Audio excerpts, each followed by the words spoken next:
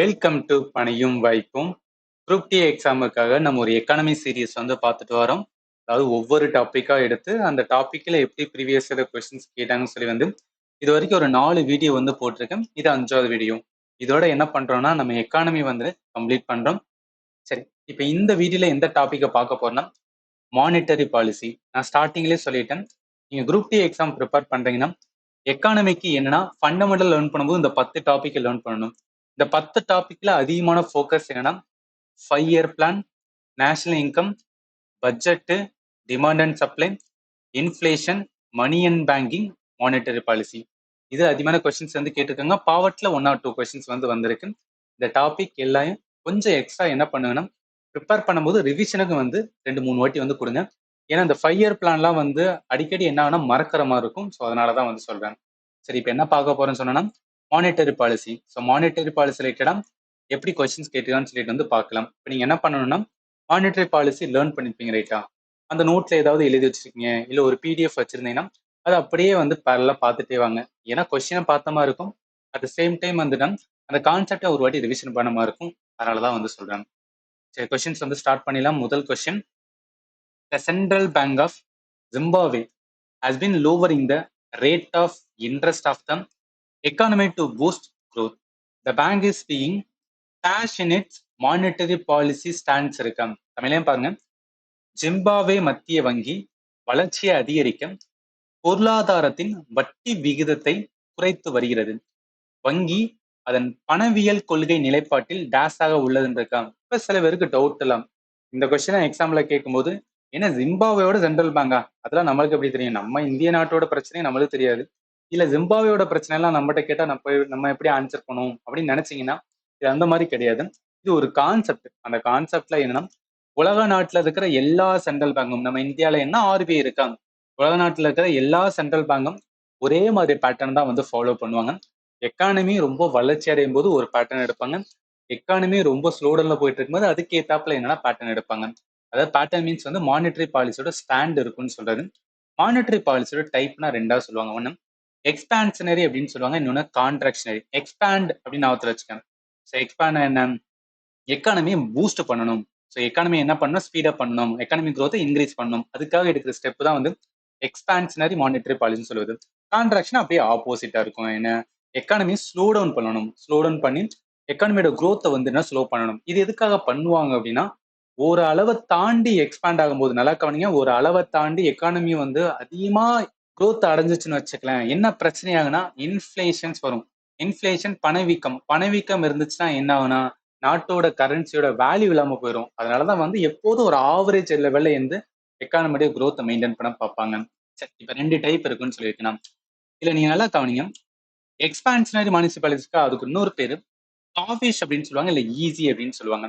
அதாவது டீஃப்ளேஷன் டைம்ல நாடு ரொம்ப வந்து பின்லோங்கி போய்கிட்டு இருக்கு, ஒரு growth-மே இல்ல, நிறைய அன்எம்ப்ளாய்மெண்ட் அதிகமா இருக்குன்னா அந்த டைம் தான் வந்து டீஃப்ளேஷன் கான்செப்ட் சொல்லுவாங்க. அந்த டீஃப்ளேஷன் டைம்ல என்ன பண்ணுவாங்கன்னா ஆர்பிஐ மானிட்டரி பாலிசியில இன்ட்ரெஸ்ட் ரேட்டை டிக்ரீஸ் பண்ணி விடுவாங்க. அப்ப என்ன சொல்லலாம், எக்ஸ்பான்ஷனரி மானிட்டரி பாலிசியில என்ன பண்றாங்கன்னா இன்ட்ரெஸ்ட் ரேட்டை டிக்ரீஸ் பண்றாங்க. அதன் மூலம் என்ன நடக்குன்னா எக்கானமியோட growth நடக்கும். அது எப்படி பண்ணுவாங்க அப்படின்னு கேட்டீங்கன்னா ஒண்ணும் கிடையாது. அதாவது என்ன, பேங்க் இருக்கா, ஸோ பேங்க் தான் என்ன பண்ணுவாங்கன்னா லோனு கொடுப்பாங்க. அந்த லோனுக்கான வட்டி இருக்கும் பார்த்தீங்களா, எந்த ஒரு லோன்னாங்க என்ன வட்டி வந்து போடுவாங்க. அந்த வட்டியோட அமௌண்ட்டை வந்து என்ன பண்ணுவாங்கன்னா கூட்டுவாங்க, குறைப்பாங்க. எதை பொறுத்துனா நாட்டோட வந்து நிலையை பொறுத்து, நாட்டோட எக்கானமில எப்படி வந்து நிலைமை இருக்கோ அதை பொறுத்து வந்து மாத்துவாங்க. இப்போ இந்த இடத்துல லோனோ வந்து குறைக்கும் போது ஆல்ரெடி ஒரு 10% சொல்றாங்கன்னு வச்சுக்கலாம், இப்போ ஒரு 8% சொல்லும் போது என்ன ஆகும், நிறைய பேர் வாங்க வருவாங்களா? ஏன்னா ஒரு பிசினஸ் மேன் வந்து லோன் வாங்கி தான் என்ன பண்ணுவாங்க, பிசினஸ் ஸ்டார்ட் பண்ணுவாங்க. அப்ப லோன் வாங்கும்போது 10% தான் யோசிப்பாங்க, இது 10% வட்டியா, 8% சொல்லும்போது ஓகே 8% தானே வாங்கலாம்னு சொல்லிட்டு வாங்குவாங்க, பிசினஸ் ஸ்டார்ட் பண்ணுவாங்க. ஸோ பிசினஸ் ஸ்டார்ட் பண்ணும்போது என்ன ஆகும் அப்படின்னு பார்த்தீங்கன்னா, ஒரு பிசினஸ் வந்துச்சுன்னா எம்ப்ளாய்மெண்ட் ஜென்ரேட் ஆகும் ரைட்டா. ஸோ அப்போ எம்ப்ளாய்மெண்ட் ஜென்ரேட் ஆகுது என்ன ஆகும், நாட்டோட எக்கானமியும் வந்து க்ரோ ஆக ஆரம்பிக்கும். இதுதான் அந்த என்டையர் கான்செப்ட் ஞாபகத்தில் வச்சுங்க. இது எக்ஸ்பான்ஷனரி மானிட்டரி பாலிசி நடக்கிறது. அதுக்கு அப்படியே ஆப்போசிட்டா இருக்குது கான்ட்ராக்ஷனரி, டைட்டு, டியரு, இல்லை ஹாக்கிஷ் மானிட்டரி பாலிசின்னு சொல்லுவாங்க. இது என்னன்னா இன்ஃப்ளேஷன் டைம்ல பணவீக்கம் அதிகமா இருக்கும்போது இன்ட்ரெஸ்ட் ரேட் என்ன பண்ணுவாங்கன்னா இன்க்ரீஸ் பண்ணி விட்டுருவாங்க. இன்க்ரீஸ் பண்ணா என்னப்பா ஆகும், அதிகமா வந்துன்னா வட்டி இருக்கும்போது யாரும் லோன் வாங்க வர மாட்டாங்க. லோன் வாங்கலைன்னா பிசினஸோட growth இருக்காது. பிசினஸோட growth இருக்கிறதுனால என்ன, எம்ப்ளாய்மெண்ட் கிடைக்காது. எம்ப்ளாய்மெண்ட் இல்லைன்னா என்ன ஆகும்னா எக்கானமியோட அந்த growth மீன்ஸ் மணி சப்ளை என்ன ஆகும்னா கண்ட்ரோல் ஆகும். அதுதான் வந்து இந்த என்டையர் கான்செப்ட். அப்ப இதை வச்சு பார்க்கும்போது அவங்க என்ன ஸ்டெப் எடுத்திருக்கான்னு பாருங்களேன். லோவர் த இன்ட்ரெஸ்ட் ரேட் அப்படின்னு சொன்னாங்களா?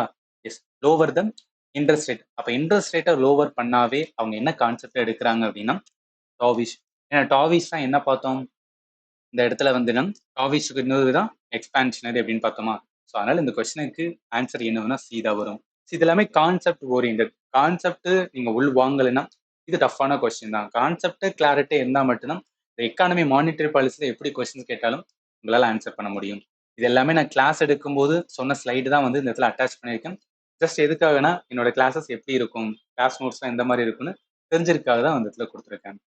நெக்ஸ்ட் கொஸ்டின்ஸ் வந்து போகலாம். இது என்ன சொல்றாங்க? which one of the following is a qualitative instrument of credit control used by the reserve bank of India? அதாவது மானிட்டரி பாலிசியில மானிட்டரி பாலிசியோட இன்ஸ்ட்ருமெண்ட் ரெண்டா பிரிப்பாங்க. ஒன்று குவான்டிடேட்டிவ் அப்படின்னு சொல்லுவாங்க, இன்னொன்று குவாலிட்டேட்டிவ். நம்மளுக்கு கேட்டது என்ன? குவாலிட்டேட்டிவ். அந்த qualitative instrument of credit control அதுல எது வரும் அப்படின்னு கேட்டிருக்காங்களா? நல்லா பாருங்களேன். குவாலிட்டேட்டிவ்ல என்ன இருக்கு? Rationing of credit, marginal requirement, moral solutions, regulation of consumer credit, direct action. குவான்டிடேட்னா bank rate, open market operations, cash reserve ratio, SLR வரும், ரெப்போ, ரிவர்ஸ் ரெப்போ வரும். அப்ப இதை வச்சு பார்க்கும்போது open market operation, repo rate, bank rate இதெல்லாம் part of எதுல வரும்னா குவான்டிடேட்டிவ்ல வரும். குவான்டிடேட்டிவ் வந்து மானிட்டரி பாலிசி டூல்ஸ்ல வரும். இந்த மோரல் சொல்யூஷன் இருக்கு பார்த்தீங்களா, இது எதுல வரும்னா குவாலிட்டேட்டிவ்ல வரும். அதனால இந்த கொஸ்டினுக்கு ஆன்சர் வந்து இதா வரும். ஃபர்ஸ்ட் இது வந்து தெரிஞ்சிருக்கணும். இந்த மானிட்டரி பாலிசி இன்ஸ்ட்ருமெண்ட் ரெண்டா இருக்கு. அதுல வந்து குவாலிட்டேட்டிவ்ல எந்த பார்ட் இருக்கு அப்படின்னா அங்க இருக்க பாருங்களேன், மோரல் சொல்யூஷன்ஸ். ஒரே நிமிஷம். அங்க இருக்கு. ஸோ மோரல் சொல்யூஷன் இருக்கா, இதை வச்சு என்ன பண்ணிடலாம்னா ஆன்சர் பண்ணிடலாம். அடுத்த questions, third question. In order to correct the situation of excess demand, which of the following monetary measures can be applied அப்படின்னு இருக்கா? அது இந்த மாதிரி கொஸ்டின் தான் என்னன்னா குரூப் டில ரொம்ப கேட்பாங்க. அது இது எல்லாமே கான்செப்ட் உங்களுக்கு வந்து ப்ராப்பரா அண்டர்ஸ்டாண்ட் ஆகணும். எக்ஸஸ் டிமாண்ட் அப்படின்னு சொல்றாங்க. நாட்டுல அதிகமான டிமாண்ட் எப்ப கிரியேட் ஆகுனா மக்கள் கிட்ட வந்து மணி இருக்கும்போது. ஸோ மக்கள் கிட்ட வந்து அதிகமா கையில மணி இருக்கும்போது தான் என்ன டிமாண்ட் வந்து எக்ஸஸா போகும். டிமாண்டா என்ன? தேவை. இப்போ என்னோட தேவைக்கு வந்து எங்கிட்ட காசு எவ்வளவு தான் என்ன பண்ணுவேன்னா, எவ்வளவு அமௌண்டா இருந்தா நான் வாங்க ரெடியா இருப்பேனா? இந்த மாதிரி எல்லாருக்கிட்டையும் காசு இருந்தா என்ன ஆகும்? அப்ப அந்த இடத்துல மணி சப்ளை வந்து எக்கனாமில அதிகமா இருக்கு. அதனால எக்ஸஸ் டிமாண்ட் வருது. இந்த சுச்சுவேஷன் அப்ப வந்து ஆர்பிஐ வந்து மானிட்டரி மெஷர் வந்து எடுப்பாங்க. அதுல எதை வந்து எடுப்பாங்க? ரெப்போ ரேட்டை ரெடியூஸ் பண்ணுவாங்களா, எஸ்எல்ஆர் ரெடியூஸ் பண்ணுவாங்களா அப்படின்னு கேட்குறாங்க. முதல்ல நம்மளுக்கு என்ன தெரிஞ்சிருக்குன்னா ரெப்போ ரேட்னா என்ன, எஸ்எல்ஆர்னா என்ன, இது தெரிஞ்சாதான் இந்த கொஸ்டின் நீங்க என்ன பண்ண முடியும், கையே வைக்க முடியும். நல்லா கவனிங்க, ஒவ்வொன்றா பார்த்தலாம். அதாவது என்ன அப்படின்னா இந்த இடத்துல நீங்க வந்து புரிஞ்சுக்கணும். எக்ஸஸ் டிமாண்ட் அப்படின்னு சொல்லும் போது நாட்டுல என்ன இருக்குன்னா மணி சப்ளை அதிகமா இருக்கு. மணி சப்ளை அதிகமா இருந்தாவே அந்த கான்செப்ட் பேர் என்னன்னா இன்ஃபிளேஷன் அப்படின்னு சொல்றது. ஸோ அப்ப இன்ஃபிளேஷன் இருக்கும்போது அப்ப என்ன ஸ்டெப் எடுப்பாங்கன்னா கான்ட்ராக்ஷனரி மானிட்டரி பாலிசி. நல்லா கண்ணுங்க, கான்ட்ராக்ஷனரி மானிட்டரி பாலிசி என்ன பண்ணுன்னா இன்ஃபிளேஷனை டேக்கிள் பண்றதுக்காக வந்து எடுப்பாங்க. அப்ப கான்ட்ராக்ஷனரி மானிட்டரி பாலிசி அப்ப என்ன பண்ணுவாங்க? பிசினஸ் ஃபாலோ பண்றதை லிமிட் பண்ணுவாங்க. கஸ்டமரோட ஸ்பெண்டிங் என்னன்னா லிமிட் பண்ணுவாங்க. எப்படி லிமிட் பண்ணுவாங்கன்னா இன்ட்ரெஸ்ட் ரேட் இருக்கு பாத்தீங்களா? ஸோ இன்ட்ரெஸ்ட் ரேட்டை என்ன பண்ணுவாங்கன்னா இன்க்ரீஸ் பண்ணி விட்டுருவாங்க. ஏன்னா பேங்க் தான் என்ன அப்படின்னு பார்த்தீங்கன்னு வச்சுக்கலாம், என்டையர் அந்த மானிட்டரி பாலிசிக்குள்ள வந்து ஒரு ரோல் மாதிரி வந்து ஆக்ட் பண்ணுவாங்க. அதாவது மீடியேட்டர் மாதிரி ஆக்ட் பண்ணுவாங்க. அதனால இன்ட்ரெஸ்ட் ரேட்டை இன்க்ரீஸ் பண்ணி விட்டா என்னன்னா பிசினஸ் ஃபாலோ பண்ணது லிமிட் ஆகும். அதன் மூலம் கன்சியூமரோட ஸ்பெண்டிங் வந்து ஆட்டோமேட்டிக்கா வந்து என்னன்னா லிமிட் ஆகும் அப்படின்னு சொல்ற கான்செப்ட் தான் என்ன அப்படின்னா கான்ட்ராக்ஷனரி மானிட்டரி பாலிசி. இந்த கான்ட்ராக்ஷனரி மானிட்டரி பாலிசியில நம்ம தெரிஞ்சுக்க வேண்டியது நல்லா கவனிங்க. இன்ஃபிளேஷன் அப்ப என்ன இன்ட்ரெஸ்ட் ரேட் இன்க்ரீஸ் பண்ணுவோம் சொன்னா அதுல இங்க இருக்கு பாருங்களேன், அதை சொல்ல அந்த இடத்துல, அதாவது இதுக்கு முன்னாடி கொஸ்டின்ல சொல்லல, இங்க சொல்றேன். CRR, SLR, repo rate, reverse repo rate. இந்த இடத்துல இன்ட்ரெஸ்ட் ரேட் இன்க்ரீஸ் பண்றாங்கன்னா அதை எதன் மூலம் இன்க்ரீஸ் பண்ணுவாங்கன்னா இந்த கான்செப்ட் இருக்கும். இதை வச்சா என்ன பண்ணுவாங்கன்னு வச்சுக்கேன், இன்க்ரீஸ் பண்ணுவாங்க. இப்ப எஸ்எல்ஆர் அப்படின்னு ஒரு வார்த்தை இருக்கா, அது என்னன்னு சொல்றேன். எஸ்எல்ஆர் என்பது ஒண்ணும் கிடையாது. இப்ப ஒரு பேங்குக்கு எப்படி அமௌண்ட் கிடைக்கும், ஒரு பேங்க் ரன் ஆகினாவே அது எதை வச்சு ரன் பண்ணுவாங்கன்னா நம்ம டெபாசிட் பண்றோம் பாத்தியா. ஸோ நம்ம இண்டிவிஜுவல் ஒரு கஸ்டமர் வந்து டெபாசிட் பண்ணுவோம். அந்த டெபாசிட் அமௌண்ட்டை வச்சு என்ன பண்ணுவாங்கன்னா அந்த பேங்க் வந்து லோனு கொடுத்து வந்து அவங்களோட ஆக்டிவிட்டியா இருந்தாங்க. இப்போ 2000 ஒருத்தர் வந்து டெபாசிட் பண்றாருன்னு வச்சுக்கலாம். எஸ்எல்ஆர் என்பது என்னன்னா ஆர்பிஐ வந்து எல்லா பேங்குக்கும், நம்ம இந்தியாவில் இருக்க எல்லா பேங்குக்கும் ஒரு கண்டிஷன் வச்சிருப்பாங்க. அதாவது ஒருத்தவங்க டெபாசிட் பண்றாங்கன்னா அந்த மொத்த டெபாசிட் நான் ஒருத்தவங்களை வச்சு எக்ஸ்பிளைன் பண்றேன். ஓவரால் டெபாசிட் வந்து நான் வச்சுக்கேன். ஒருத்தவங்க டெபாசிட் வந்து 2000 இருக்குன்னா அந்த ஆர்பிஐ என்னன்னா 2000 நீ என்ன பண்ணக்கூடாது லோனா கொடுக்க கூடாது. அதுல செர்டைன் பர்சன்டேஜ் என்ன பண்ணி வச்சிருக்கணும், நீ தனியா எடுத்து வச்சிடணும். அதை நீ என்ன பண்ணக்கூடாது லோனா கொடுக்க கூடாது. நான் எவ்வளவு பர்சன்டேஜ் சொல்றேனோ அதை தனியா எடுத்து வச்சுட்டு மிச்சம் இருக்கிற அமௌண்ட் மட்டும் தான் என்ன பண்ணணும், நீ லோனா கொடுக்கணும்னு சொல்லியிருப்பாங்க. அதுலதான் அந்த மாதிரி ஒரு செர்டைன் பர்சன்டேஜ் எடுத்து வைக்கிறேன்னு சொல்றாங்க பாத்தீங்களா, அதோட பேர் தான் என்ன, எஸ்எல்ஆர் அப்படின்னு சொல்லுவாங்க.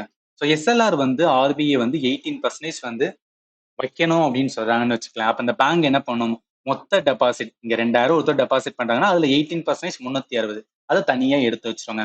மிச்சம் இருக்கிற அமௌண்ட் இருக்கும் பாத்தீங்களா, அதை மட்டும் தான் என்ன பண்ணுவாங்க லோனா கொடுத்து வந்து அவங்களோட ஆக்டிவிட்டி வந்து பண்ணுவாங்க. இப்ப எஸ்எல்ஆர்ல என்ன தெரிஞ்சுக்கணும்னா, அந்த 360 இருக்கு பாத்தீங்களா, அந்த 360 அவங்க கேஷா வச்சுக்கலாம், அப்படியே அந்த கேஷா வச்சுக்கலாம், இல்ல கோல்டா கன்வெர்ட் பண்ணிக்கலாம், இல்ல வந்து ஜி செக்யூரிட்டி அதாவது கவர்மெண்ட் செக்யூரிட்டி அப்படின்னு சொல்லுவாங்க, அந்த மாதிரி கன்வெர்ட் பண்ணி வச்சுக்கிறாங்க. எதுக்காக அந்த கோல்டு ஜி செக்யூரிட்டி எல்லாம் கன்வெர்ட் பண்றாங்கன்னா, அதன் மூலம் அவங்களுக்கு என்ன கிடைக்கும்னா லாபம் கிடைக்கும். இப்ப கோல்டா இருக்கும்போது என்ன, போக போக அதாவது வருஷம் போக போக என்னன்னா வேல்யூ வந்து இன்க்ரீஸ் ஆயிட்டே போகுமா, அதனால அந்த மாதிரி பண்ணுவாங்க. கவர்மெண்ட் செக்யூரிட்டி வைக்கும் போது என்னன்னா அவங்களுக்கு வந்து இன்ட்ரெஸ்ட் வந்து கிடைக்கும், ஸோ வட்டி வந்து கிடைக்கும். அதனால என்ன பண்ணுவோம்னா இந்த மாதிரி வந்து ஒரு பாண்ட் இருக்கும், ஸோ அந்த பாண்டு தான் கவர்மெண்ட் செக்யூரிட்டின்னு சொல்லுவாங்க. அதை வாங்கி வச்சுக்காங்க, அதன் மூலம் இன்ட்ரெஸ்ட் கிடைக்கும். அது யாருக்கு ஹெல்ப்ஃபுல்லா இருக்குன்னா இந்த பேங்குக்கு வந்து ஹெல்ப்ஃபுல்லா இருக்கும். ஸோ இதான் அந்த ஹோல் கான்செப்ட் ஆஃப் என்னன்னா எஸ்எல்ஆர். இந்த இடத்துல நீங்க என்ன புரிஞ்சுக்கணும்னா, எஸ்எல்ஆரோட ரேட் அதிகமா இருந்துச்சுன்னா நல்லா கவனிங்க. இப்ப எஸ்எல்ஆர் வந்து 18% இருக்கும்போது என்ன பண்ண முடியும், ரூ. 1640 மட்டும் தான் அவங்களால என்ன பண்ண முடியும் லோனா கொடுக்க முடியும். இப்ப அதே இது 20% கூட்டுறாங்கன்னா வைங்களேன், என்ன ஆகும், இன்னும் கம்மியா தானே ஆகும். அப்ப இன்னும் கம்மியா இருக்கும்போது என்னன்னா இருக்கிற அமௌண்ட்டை வச்சுதான் அவன் லோன் கொடுக்கணும். அப்ப லோன் கொடுக்கும்போது இன்ட்ரெஸ்ட் ரேட் வட்டி விகிதத்தை என்னன்னா கூட வைப்பாங்க. ஏன்னா அமௌண்ட் கம்மியா இருக்கும்போது வட்டி அதிகமா வச்சாதான் அவங்களுக்கு வந்து லாபம் கிடைக்கும். எல்லா பேங்க்லும் என்னன்னா அவங்களுக்கு ப்ராஃபிட் வரணும், அதை நோக்கி தான் வந்து ரன் பண்ணிட்டு இருப்பாங்க. ஸோ அதனால என்ன ஆகும்னா இன்ட்ரெஸ்ட் ரேட்டு அதிகமா வச்சா என்ன ஆயிரும், யாரும் வாங்க வர மாட்டாங்க. ஆட்டோமேட்டிக்கா என்ன ஆகும் அப்படின்னு பார்த்தீங்கன்னு வச்சுக்கலாம், இன்ஃபிளேஷன் கண்ட்ரோல் ஆகுமா. அதனாலதான் என்னன்னா இந்த இடத்துல வந்து என்ன சொல்லியிருக்காங்கன்னு பாருங்களேன். இந்த இடத்துல repo rate sorry SLR first முதல் சொல்லிடுறேன். அதாவது என்ன சொல்லியிருக்காங்க, எஸ்எல்ஆர் ரெடியூஸ் பண்ணணும் நோ கிடையாது. இன்ஃபிளேஷன் டைம்ல எக்ஸஸ்ட்ரீமான இன்ஃபிளேஷன் டைம்ல என்ன பண்ணணும், எஸ்எல்ஆர் வந்து இன்க்ரீஸ் பண்ணி விடணும். ஸோ எஸ்எல்ஆர் என்ன பண்ணா இன்க்ரீஸ் பண்ணி விடணும். அதனால என்ன இருக்கு, இந்த செகண்ட் ஸ்டேட்மெண்ட் வந்து தப்பா இருக்கு ரைட்டா, அப்ப அதை வச்சுக்கலாம். இன்னொன்னு ரெப்போ ரேட் அப்படின்னு சொல்றாங்களா, அது என்னன்னு சொல்லிடுறேன். ரெப்போ ரேட்டு இதே மாதிரி ஒரு கான்செப்ட் தான். அது என்ன கான்செப்ட்னா, இப்ப ஆர்பிஐ இருக்காங்க பாத்தீங்களா, ஸோ ஆர்பிஐ என்ன பண்ணுவாங்கன்னா பேங்குக்கு வந்து லோனு கொடுப்பாங்க. ஸோ எல்லா பேங்கும் என்ன பண்ணுவாங்கன்னா ஆர்பிஐ கிட்ட வந்துன்னா லோன் வாங்குவாங்க. அப்படி லோன் வாங்கும் போது அந்த ஆர்பிஐ என்னன்னா ஒரு வட்டியோட ரேட் சொல்லுவாங்க. அந்த வட்டி ரேட்டோட பேர் தான் ரெப்போ ரேட் அப்படின்னு வந்து சொல்றது.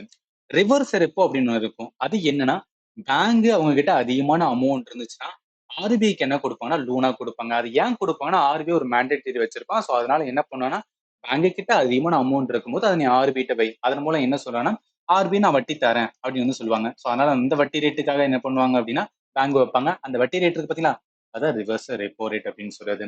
இப்ப ஆர்பிஐ நல்லா கவனிங்க, இந்த இடத்துல ஒரு கான்செப்ட் இருக்கு.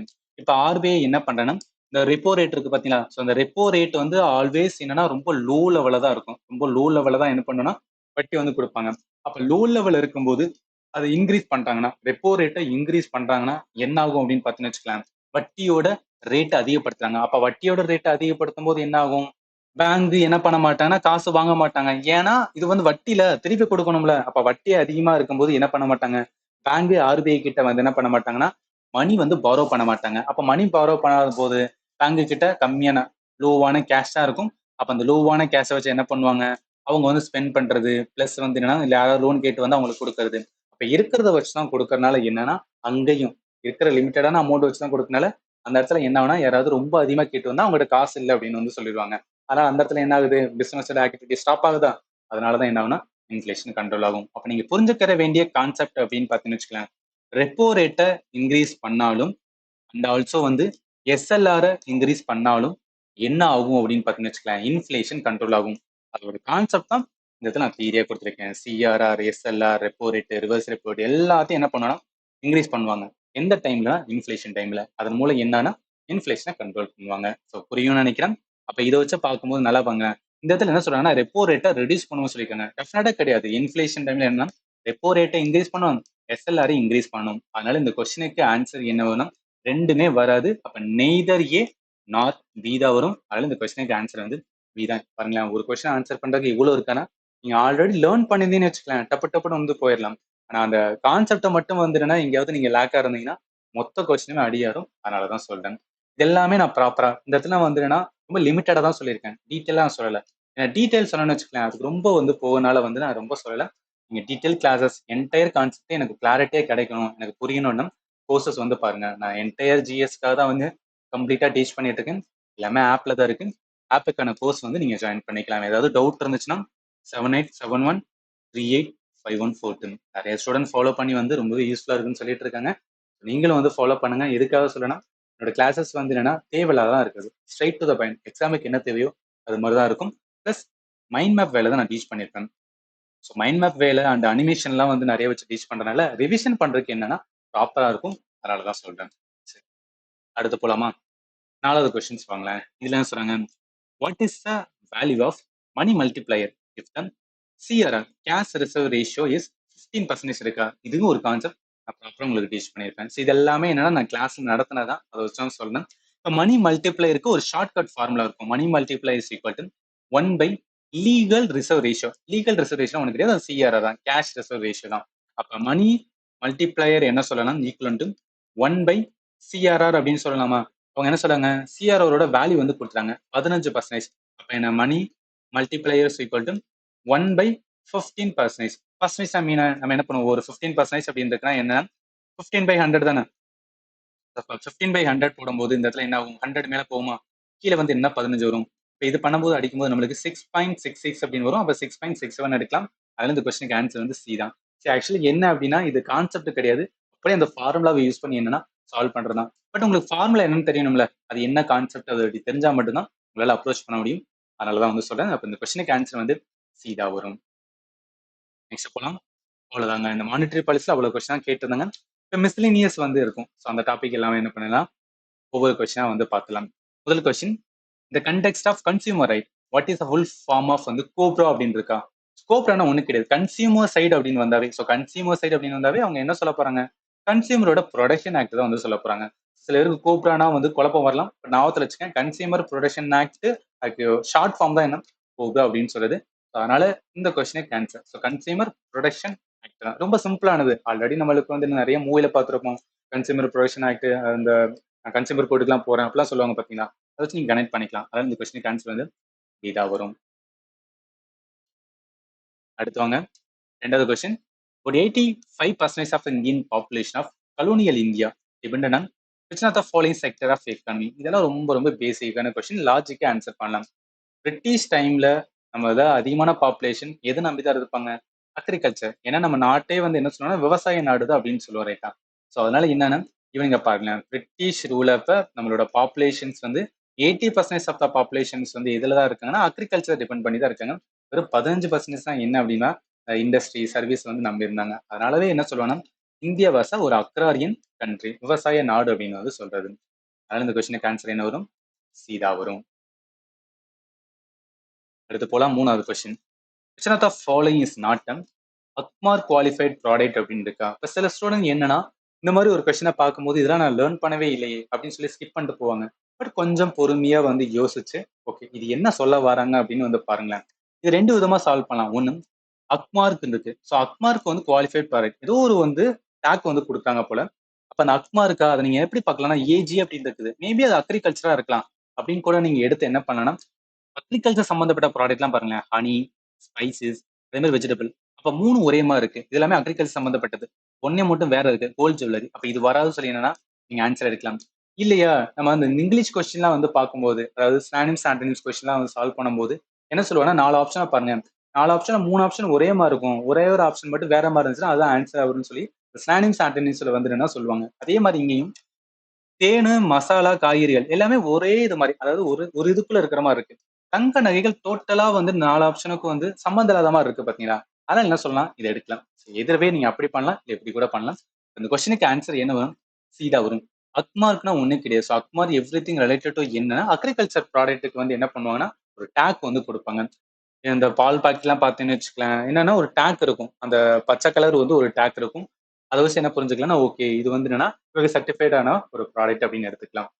எல்லாமே அக்ரிகல்ச்சர் சம்பந்தப்பட்ட எல்லா ப்ராடக்ட்டுக்கும் யாரு வந்து அந்த டேக் குடுப்பாங்கன்னா, புக் மார்க் தான். அதனால இந்த கொஸ்டினுக்கு ஆன்சர் சி தான் வரும். கனெக்ட் பண்ணுங்க. அடுத்து வாங்க 4வது question. National backward classes finance and development corporations is a government of India undertaking under the aegis of ministry. அதாவது எந்த மினிஸ்ட்ரி கீழே இந்த national backward classes finance and department corporation வருவாங்க? அதான் வந்து கொஸ்டின் கேட்டிருக்காங்க. இந்த கொஸ்டினை பார்க்கும்போது நிறைய ஸ்டூடெண்ட் என்ன பண்ணுவாங்கன்னா பேக்வர்ட் கிளாஸஸ் சொல்றாங்க, அதனால எம்எஸ்எம்இ வராது, மைக்ரோ ஸ்மால் மீடியம் இண்டஸ்ட்ரி டெஃபினட்டா வராது. அதே மாதிரி என்ன ரூரல் டெவலப்மெண்ட் வராது. இதையும் எலிமினேட் பண்ணுவீங்க. எதுல வந்து நிப்பீங்கன்னா எய்தர் ட்ரைபல் அஃபேரா இல்ல சோசியல் ஜஸ்டிஸா, இதுதான் வந்து டவுட் வரும். ரைட்டா? இப்போ இந்த இடத்துல நீங்க என்ன பார்க்கணும், national backward classes finance and development corporation part of இதுனா ட்ரைபல்ல வராது. ட்ரைபலுக்கு தான் வந்து எஸ்சி எஸ்டி அப்படின்னு சொல்லி வந்து எஸ்சி எஸ்டிக்குன்னு தனியா வந்து என்ன இருக்கும்னா நேஷனல் கமிஷன்ஸ் வந்து இருக்கு, சரியா? அதனால அவங்களுக்கு அங்க இருக்கும்போது இது எதுக்கில வரும், சோசியல் ஜஸ்டிஸ் அண்ட் எம்பவர்மெண்ட் இதுதான் வரும். ஈவன் இங்க கூட பாருங்களேன், அது National backward classes finance and development Corporation under யாரும் Ministry of Social Justice and Empowerment. அதனால என்ன சொல்லலாம், கொஸ்டினுக்கு ஆன்சர் வந்து டி தான். ஸோ இந்த மாதிரி கொஸ்டினா ரேண்டமா கேட்பாங்க. ஸோ அதனால தான் வந்து இந்த இடத்துல கொடுத்துருக்கேன் மிஸ்லினியஸா. 5வது question. In which year was operation flood started with aim to create nationwide milk grid அப்படின்னு இருக்கா? இது வந்து ரொம்பவே வந்து ஒரு நல்ல கொஸ்டின்ஸ் அப்படின்னு சொல்லலாம். ஏன்னா ஆப்ரேஷன் ஃபிளட் நம்ம நிறைய இதில் லேர்ன் பண்ணியிருப்போம். ஆப்ரேஷன் ஃபிளட்னா ஒன்று கிடையாது, நேஷனல் டெய்ரி டெவலப்மெண்ட் போர்டு 1970 என்னன்னா அந்த ப்ரோக்ராமை ஸ்டார்ட் பண்ணியிருப்பாங்க. அந்த நேஷனல் டெய்ரி டெவலப்மெண்ட் போர்டு அது ஏன் ஸ்டெப் எடுப்பானா பிகாஸ் ஆஃப் யாருன்னு வர்கீஸ் குரியன். இவர் தான் Verghese Kurien, father of operation flood அப்படின்னு சொல்லுவாங்க. இவர் என்னன்னா இந்த கைரா டிஸ்ட்ரிக்ட் கோஆபரேட்டிவ் மில்க் அதோட ஒரு யூனியன் இருக்கும், அந்த யூனியனோட வந்து என்னன்னா ஒரு ஹெட்டா இருப்பாரு. அவர் தான் என்டையர் ஸ்ட்ரக்சர் எப்படி பண்ணணும் என்ன பண்ணணும் அப்படின்னு எல்லாமே சொல்லியிருப்பாரு.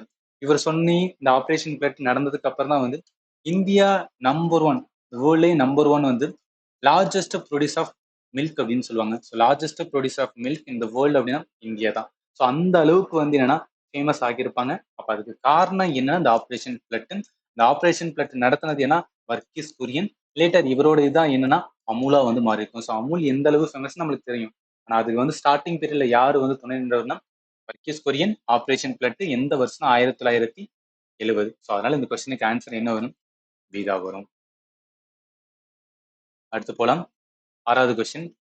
Under the Niti Aayog SDG, Sustainable Development Goal India Index, overall state and UT score are generated from poll-wise score to measure the aggregate performance of the sub-national unit based on its performance across 16 SDGs. Based on these score, state and union territory are categorized into 4 categories. Which one of the following not one of the category அப்படின்னு இருக்கா? உனக்கு இது சிம்பிளா சொல்லணும்னா SDG India index அப்படின்னு இருக்கும், sustainable development கோல் India index. அதை யார் ரிலீஸ் பண்ணா நித்தி ஆயோக் ரிலீஸ் பண்ணுவாங்க. அந்த நித்தி ஆயோக் ரிலீஸ் பண்ணும்போது ஸ்டேட்டை கேட்டகரைஸ் பண்றதுக்காக ஒரு 4 கேட்டகரி வந்து வச்சிருப்பாங்க. அது எந்த மாதிரி இருக்கும் அப்படின்னு கேட்டீங்கன்னா நல்லா கவனிங்க. நான் கிளாஸ் எடுக்கும்போது என்ன சொல்லியிருப்பேன்னா இந்த நித்தி ஆயோக் எங்க லேர்ன் பண்ணுவோம். ஸோ நித்தி ஆயோக் வந்து எங்க லேர்ன் பண்ணும் அப்படின்னு பார்த்தீங்கன்னு வச்சுக்கலாம் 5 year plan. So 5 year plan planning commissions அவங்களோடதுக்கு அப்புறம் யாரும் நித்தி ஆயோக் தான் வருவாங்கன்னு சொல்லியிருப்பேன். இந்த நித்தி ஆயோக் நிறைய வந்துன்னா ரிப்போர்ட் வந்து ரிலீஸ் பண்ணுவாங்க. ஃபேமஸான ரிப்போர்ட் இது எல்லாமே ஏன்னா எக்ஸாம்ல கேட்பாங்க. SDG India index. அந்த எஸ்டிஜி இந்தியா இண்டெக்ஸ்ல வந்து நாளா கவனிக்கலாம்.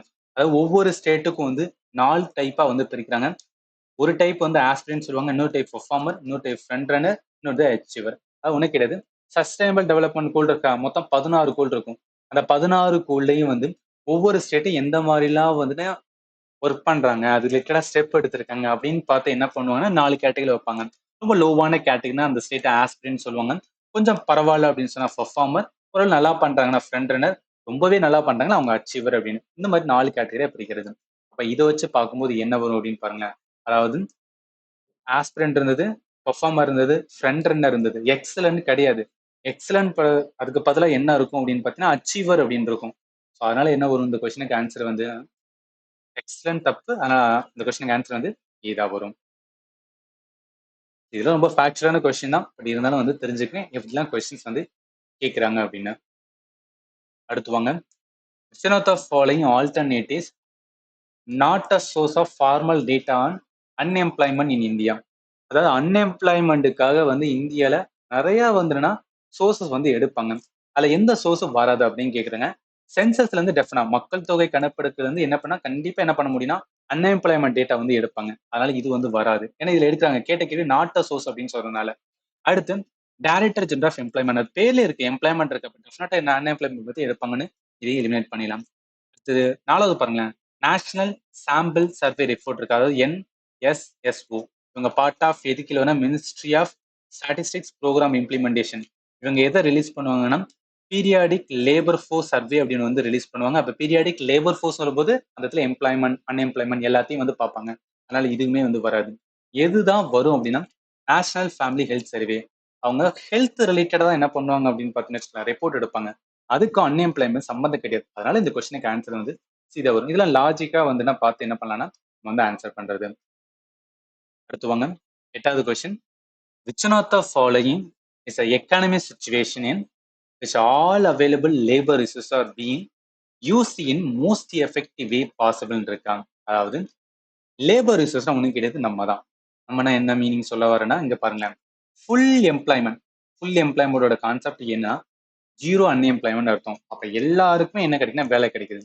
எல்லாருக்கும் வேலை கிடைக்கும் போது என்ன மேக்ஸிமம் அவுட்புட். அதனால எக்கானமி என்னன்னா பயங்கரமா என்ன ஆகுனா growth வந்து அடையும் ரேட் தான். இதுதான் ஃபுல் எம்ப்ளாய்மெண்ட். அவங்க அதான் சொல்றாங்க, அதாவது இருக்கிற எல்லா ரிசோர்ஸும் all available labour resource are வந்து ரொம்ப எஃபிஷியண்டா வந்து என்ன யூஸ் பண்றாங்கன்னா எல்லாருக்கும் வேலை கிடைக்குன்னு அர்த்தம். அப்ப அந்த மாதிரி இருக்கும்போது அதோட பேர் என்ன சொல்லுவேன்னா ஃபுல் எம்ப்ளாய்மெண்ட் அப்படின்னு சொல்லுவோம் ரைட்டா. அதனால இந்த கொஸ்டினுக்கு ஆன்சர் வந்து டி தான் வரும். இது வந்து ஒரு 8 கொஸ்டின்ஸ் பார்த்துருக்கோம். மானிட்டரி பாலிசி ஒரு 4 கொஸ்டின்ஸ் பார்த்துருக்கோம். ஸோ இதோட என்ன பண்றோம்னா இந்த எக்கானமி ரிலேட்டடா என்னெல்லாம் வந்து குரூப் டிக்கு ப்ரீவியஸ் கொஸ்டின் சீரிஸ் பார்க்கணுமோ அதை வந்து நம்ம எண்ட் பண்ணிட்டோம். இதுக்கப்புறம் என்ன பண்ணலாம்னா பாலிட்டி வந்து ஸ்டார்ட் பண்ணிடலாம். ஃபைனலா இருக்கிற ஒரே ஒரு பெண்டிங் மட்டும் பாலிட்டி. நான் பாலிட்டி மட்டும் என்ன பண்றேன்னா அவங்களுக்கு கொடுத்துறேன். இப்போ இந்த பார்க்குறோம் பார்த்தீங்களா, இந்த கிளாஸுக்கான பிடிஎஃப் எல்லாமே வந்து ஆப்ல தான் இருக்கு. ஸோ நீங்க ஆப்பை இன்ஸ்டால் பண்ணா இந்த மாதிரி தான் வரும். இல்லை இங்க 3 டாட் இருக்கு பாருங்க, அந்த 3 டாட்டை கிளிக் பண்ண இந்த மாதிரி வரும்.